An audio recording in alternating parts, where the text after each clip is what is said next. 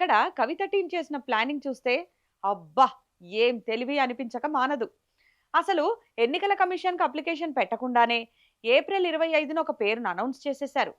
తీరా జనాల నుంచి, మీడియా నుంచి అసలు ఈసీకి అప్లై చేశారా లేదా అనే ప్రశ్నలొచ్చేసరికి హడావిడిగా వెనకటి తేదీ వేసి ఒక లెటర్ రాశారు. ఆ లెటర్ మీద కనీసం డేట్ వేయడం కూడా మర్చిపోయారంటే వీరి హడావిడి ఏ లెవెల్‌లో ఉందో అర్థం చేసుకోవచ్చు. సరే, డేట్ వేయకుండా ఏదో ఒక లెటర్ రాసి పంపారు బానే ఉంది. కానీ అక్కడే అసలైన పప్పులో కాలేశారు. ఆ లెటర్‌లో ఏమని రాశారో తెలుసా? మాకు పార్టీ పేరు కోసం ఒక 5 ఆప్షన్‌లు కావాలంటూ 5 పేర్లు రాసి పంపారు. ఆ 5 పేర్లలో మొన్న ఏప్రిల్ 25న కవిత అనౌన్స్ చేసిన తెలంగాణ రాష్ట్ర సేన అనే పేరే లేదు. అరే! అదేం విచిత్రం కవిత అని తెలంగాణ ప్రజలు ప్రశ్నిస్తున్నారు. మీరు ఈసీకి పంపిన లిస్ట్‌లో ఆ పేరే లేనప్పుడు మరి ఏప్రిల్ 25న సభ పెట్టి మరీ ఆ పేరును ఎలా అనౌన్స్ చేశారు? అసలు మీ టీం మీకేం చెప్పింది? మీరే పేరు అనుకున్నారు? ఇంతకంటే కామెడీ ఇంకేమైనా ఉంటుందా? ఇక్కడితో ఈ డ్రామా అయిపోలేదు బాస్.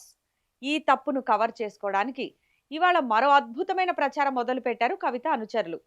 మాకు కూడా ఎలక్షన్ కమిషన్ అధికారులు స్వయంగా ఇంటికి వచ్చి లేఖ ఇచ్చి వెళ్లారు అంటూ సోషల్ మీడియాలో డప్పు కొట్టడం మొదలుపెట్టారు.